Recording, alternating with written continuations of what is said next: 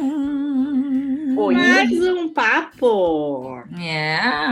A gente não conversa, né? Faz tempo que eu Não. não vejo vocês, né? Já. É verdade, Alessandra? Faz tempo que a gente não se vê assim. Exato. Para Eu só quem vejo- está nos ouvindo, esse é Eu mais só um vejo um episódio. pedacinho de cada uma de vocês aí na tela. Exato, né? Daqui para cima, né? Quem está nos ouvindo aí é mais um episódio do nosso podcast. Este podcast está sendo gravado também para o nosso canal do YouTube. Então, se você quer ver nossa rica carinha, venha, você está perdendo. Você não vai se arrepender, é claro que vai. Hoje a situação tá crítica, eu tô descabelada aqui. Quem Eu tá também. ouvindo vai querer lá ver qual é a situação. Muito Exatamente. bem. A Liane vai introduzir? Vamos introduzir aí, Eliane, vai lá. Legal. Esse podcast é para falar sobre decisões difíceis, inevitáveis, esperadas e que precisam ser feitas. Meu Deus do céu, e toma essa! O assunto é muito sério, até fiquei nervosa aqui. Você que está nos escutando, quais são as decisões que você não está tomando? Quais são as escolhas que você não está fazendo e o que você não está planejando na sua vida? O que Fica você aí pensando perde? e a gente já volta. Toma o que te mandaram. Tchauzinho. E não me conta porque eu já tenho as minhas decisões que são difíceis, tá bom, querido? Cada um com as suas coisas. Não me conta que eu não quero saber. Que horror! Mas Não é quero sempre saber. assim, né? Quando a gente tá com alguma coisa na nossa mão, no nosso colo, né? No sentido figurado, a gente fica sempre pensando, né? Quem tá de fora, quando alguém tá nos contando, isso tá difícil. E aí eu, às vezes, fico assim, nossa, por que tá tão difícil para essa pessoa, né? Porque o que ela acha que vai perder com isso? Por que ela tá com medo de ganhar isso que ela tá querendo decidir, né? E a gente faz escolhas e decisões todos os dias, o tempo todo, né? E algumas são bem fáceis, né? Fiquei pensando agora enquanto tu falava, tipo, tem coisas que a gente escolhe tão facilmente, tão diretamente, e outras a gente demora, né? Eu acho que a gente, como trio, tem esse dificultador, né? Quem tem sócio, quem trabalha junto, às vezes em equipe, o quanto isso é complexo, porque o nível de consciência de cada uma é diferente, né? Nós somos pessoas diferentes, né? Com histórias diferentes, tudo mais. E aí, quando a gente precisa tomar uma decisão única né, o quanto é complexo a gente chegar juntas, talvez uma tá pensando uma coisa, a outra na outra, em momentos distintos, e a gente precisa, como grupo, ter a coragem de assumir essa decisão, né, como equipe, assim. E por outro lado, também as pessoas podem dizer, nossa, mas eu achava que era muito melhor, porque tu tá compartilhando a tua perspectiva, tu não tá sozinho, né? Alguém vai estar ali te apoiando, te incentivando, né? Então, tudo são dois lados, né? Sim, o dificultador de encontrar um denominador comum, porque todas as nossas decisões aqui é baseada em algo, né, que a gente tem que acreditar, tem que tá confortável e à vontade, porque impacta todas nós. E quando a gente tá sozinha também, né?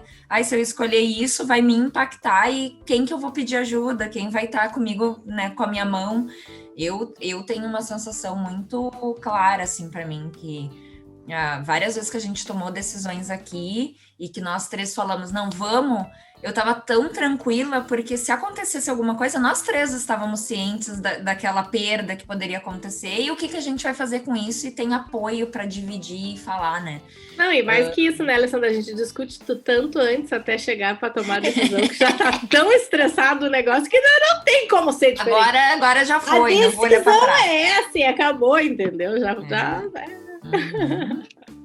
Exatamente. E Mas a eu gente agora vai fiquei exemplificar isso para vocês. Exato. Vamos pegar um Senão exemplo fica claro. muito na teoria, né? O pessoal que está nos escutando gosta da prática. Vamos contar da entrega da nossa sala? Afinal, nós tínhamos uma sala que alguns dos nossos ouvintes tiveram a possibilidade de conhecer, inclusive a planta que está aqui, quem está no YouTube. Ai, olha ali a plantinha. É da nossa sala, olha só. Ela Só tá falta tu enorme me dizer aqui. que ela tá melhor aí, Liane, porque daí Com eu vou certeza. ficar Aqui chateada. tem Eu vou ficar sol. chateadíssima. A Cuia também era lá da sala. Alessandra, por favor, apresente alguma coisa. Aí Eu do apresento cotidiano. o nosso certificado digital, todas as notas fiscais, ele estava sempre na sala.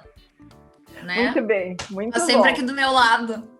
Se alguém quiser A gente fez a partilha dos bens, cada uma ficou com um pedaço. Eu tenho aqui do meu lado, ó.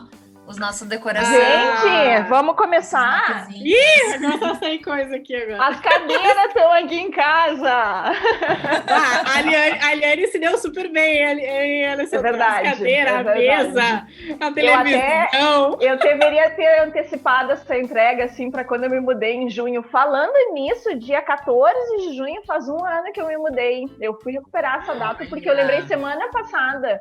Eu disse, é por agora que eu me mudei. Mas, enfim, isso é assunto para outro podcast. Vamos lá, então, né? Que é uma decisão também, né, Liane, que tu tomou, né? Bom, mas aí vamos falar da Estalo, isso fica para outra hora, né? Exato. Mas daí, a entrega então, da nossa... Quem nos conheceu, teve a oportunidade de ir lá na nossa sala. Era um espaço muito planejado e desejado agora pela dá pra gente, dizer, né? Quem foi. Quem não foi, não vai mais. Não vai mais. Não vai. Saudade do que não viveu, as pessoas podem dizer, né, no caso, porque eu acho que tinha toda uma expectativa de ter um espaço nosso, com a nossa cara, e eu acho que tudo que estava lá dentro, e sem nenhuma exceção, foi muito bem pensado de ir para lá, né? Então, assim, essa sensação de montar do jeito que a gente queria faz com que o apego pela escolha de deixar esse espaço tenha sido também muito maior, né? Mais difícil. Complementem. Com certeza, porque cada uma levou um pedacinho, né, da sua casa para se tornar aquela casa a Estalo, né?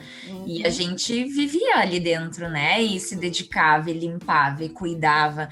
E quando a gente recebia as pessoas, era realmente com muito carinho. E a gente sempre recebeu um lindo feedback, assim, do tipo, me senti acolhida, me senti em casa, me senti à vontade. Nossa, que cheirinho bom, porque era o cheirinho que a gente cuidava, que tinha que estar cheiroso para a pessoa chegar. Então, esses cuidados representavam muito bem a Estalo. E a decisão de abrir mão disso em função de algo que a gente não tinha controle, né? Não temos controle, não é uma decisão do tipo, estamos saindo aqui porque vamos para outro lugar, porque vamos nos mudar. Não, era abrir mão de algo porque não tínhamos controle sobre o que estava acontecendo no cenário da pandemia, né? E como transformar todo esse cuidado, esse carinho em algo que não é mais a presença, né? Como tornar a casa Estalo para as pessoas de uma maneira online, digital. Eu acho que esse foi o maior desapego, assim, do tipo, abrir mão da sala significava abrir mão da presença que a gente tanto valoriza, né? Acho que tinha um simbólico ali por trás, muito mais do que, vamos pegar bem coisas práticas, o financeiro, ter uma sala lá que estava vazia que a gente nunca mais ia, tinha um monte de material lá que estava à disposição, que cada uma levou um pouquinho para sua casa.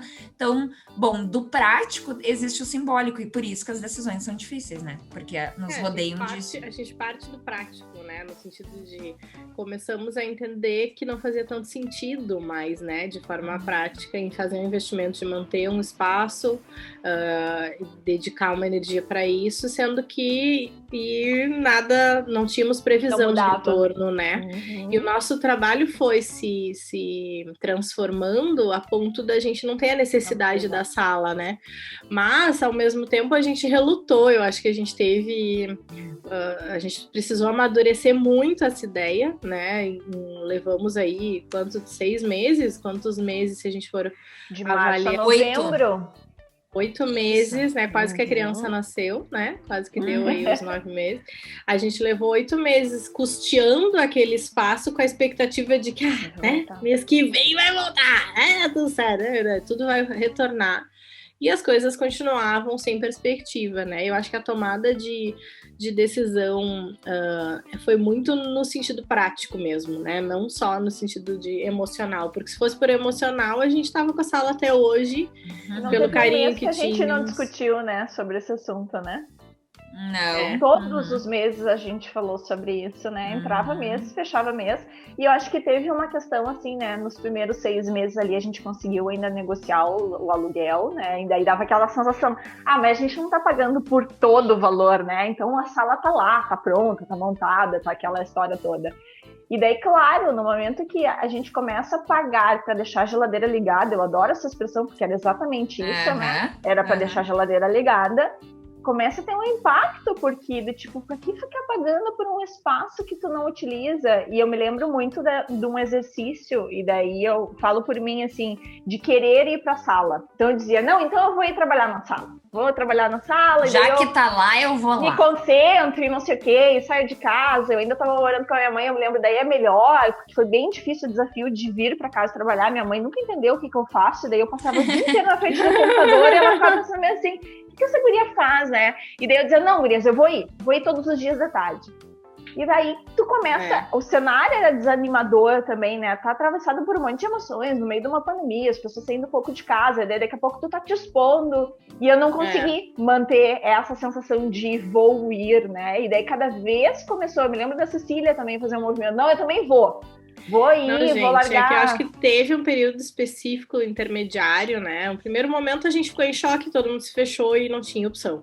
Daqui a pouco a gente começou a sentir isso, mas eu preciso da rotina do sair de casa, ir trabalhar, né? E eu acho que a gente tinha tanto um espaço que a gente amava, assim, que era tão bom estar lá, entende? Também tinha isso, assim, do sair, se arrumar, se vestir, fazer o fluxo. Eu acho que todo mundo que tá nos escutando viveu isso, ou no home office, por necessidade da empresa, ou por uma decisão própria. Teve várias empresas e ainda tem, que estão híbridas, né? E estão deixando o colaborador decidir se ele quer ir, se ele quer ficar, o que ele quer fazer, né? Ou uma vez na semana vai, mas o resto do tempo fica flexível.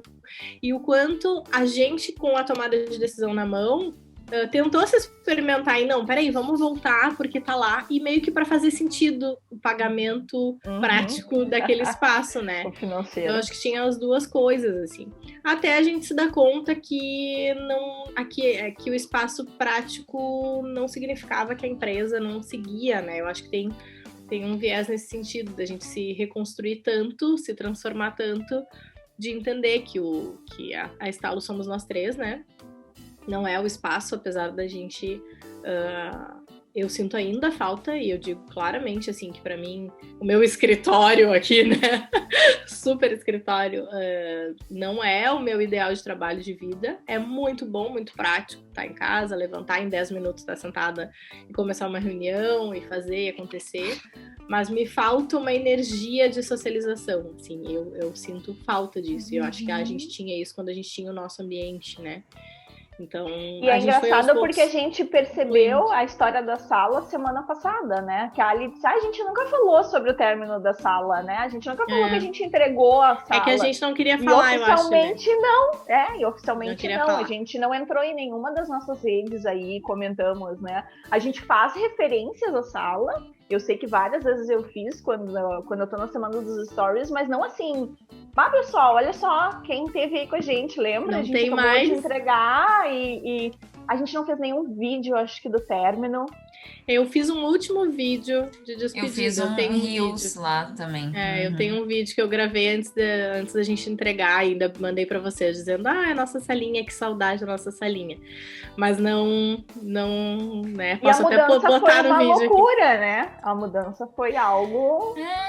Era uma sala minúscula, né? Que não tinha nada dentro e que no fim encheu 5 caminhões de coisa. Eu queria contar que eu lembrei que a gente nunca contou da sala, porque eu vivo ela tá aqui embaixo dos meus pés. Um pedaço grande da sala. Um pedaço dessa sala dentro aqui. Vocês acham que é só certificado digital, essa pequena caixinha? Não. No fim, a gente também pôde permanecer com algumas coisas, porque aqui em casa eu tenho, né, esse lugar lá na garagem do meu edifício, que cada apartamento tem um depósito, né? Então, eu pude guardar, né, aqui as nossas coisas que estão aqui. Daí, a gente teve que resgatar alguns materiais, né, no final de semana aí. E aí eu acabei revivendo algumas coisas. Ai, gurias, olha isso! Tirava a foto.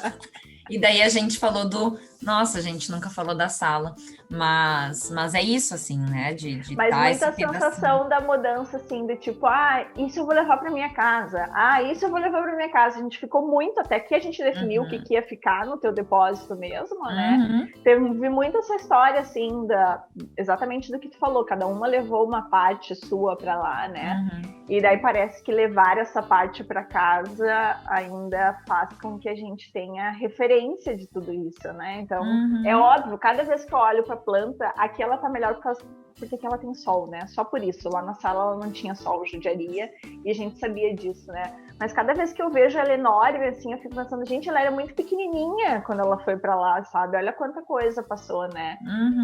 E essa sensação, ela é real, assim, e a organização no teu depósito também foi uma loucura. Tem a parte engraçada desse negócio, né? Que foi fazer uma mudança no meio da pandemia, com o Covid acontecendo, né? Todas nós envolvidas, porque óbvio que ninguém na semana seguinte tu pegou Covid, né, Lica? Exatamente. A gente fez a mudança no final de semana do dia 2 de novembro, que foi finados, isso mesmo. E na semana seguinte, daí a minha mãe positivou e eu fiquei bem assustada com a possibilidade de ter passado para vocês, né? Por mais que eu sabia que eu tinha ficado de máscara 100% do tempo, teve várias pessoas que participaram disso que não cumpriram esse que protocolo. Dentro do carro, né? Sabe aquela básica respirada, assim, só deixa eu respirar um pouquinho. Tirar. Olha, mas é isso. Mas lembrando de tudo isso, só fico pensando assim, como que a gente pode contribuir para quem está nos ouvindo, nos vendo aqui, né? Não foi nós levamos 8 meses, né, para chegar a essa decisão de negócio, que era uma decisão de negócio, de estratégia de negócio, né?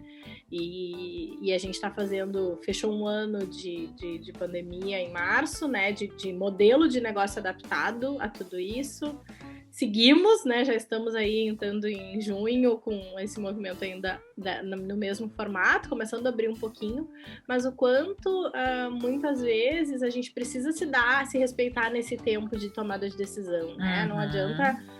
A gente podia ter decidido no primeiro mês e ter economizado uma grana importante ali, né? Mas era algo que as 3 precisavam estar tranquilas de que era a melhor decisão a ser tomada, assim. Então eu acho que... E eu acho que cada uma foi tomando no seu tempo, né? Acho que teve do tipo, olha só, pra mim já tá fazendo sentido, mas pro restante ainda não tá, né? E eu acho que tem muita questão, assim, Fiquei pensando muito no nosso perfil, né? Porque as 3 são executoras, então o mais fácil era tomar ação, né? Ir lá e fazer, né? Entrega a sala e encerra isso, né? E como nesses momentos, muitas vezes a gente não coloca esse perfil tão predominante dos nossos comportamentos, que é do dia a dia, à frente de uma decisão que é tomada por emoção, que tem as nossas vivências, que tem as nossas experiências, as nossas lembranças. A gente usou a execução para seguir rodando, né? A gente fez o contrário, a gente seguiu rodando a vida, tipo, não paramos, a gente não respirou. Eu acho que a gente enfiou a cabeça embaixo da água e não respirou e foi. E aí, quando chegou lá em novembro, a gente botou a cabeça para fora e disse, peraí, não faz sentido, né? Porque a gente sabia que quem trabalha com consultoria sabe, né? Final de ano não, mas janeiro e fevereiro é um período de baixa. É um período que a gente normalmente tem menor faturamento, menor busca por pessoas e tal. Então, a gente tinha uma clareza de um planejamento a curto prazo que não nos ia trazer um retorno. Então, eram mais 4 meses pela frente que a gente sabia que aquele investimento ia ser...